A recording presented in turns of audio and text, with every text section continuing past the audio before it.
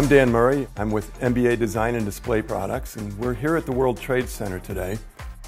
We're going to be installing a Series 100 demountable wall, which will be about 12.5 feet high and 60 feet long. The new wall is going to be used to display a recreation of artwork from the late artist Sol LeWitt. The wall is designed in a way that it can be taken apart afterwards and reused in different configurations and different locations.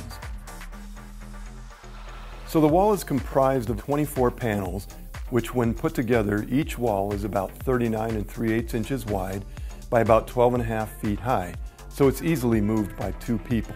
One wall will attach to the other in succession, and you can just go straight down the line as long as you want.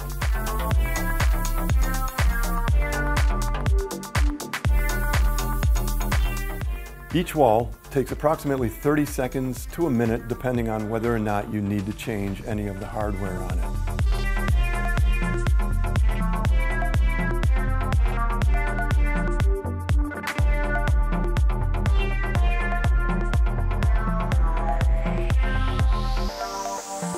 So now that the wall is done, it's time for the artist Andrew James Sapala to recreate Sol LeWitt's amazing wall design.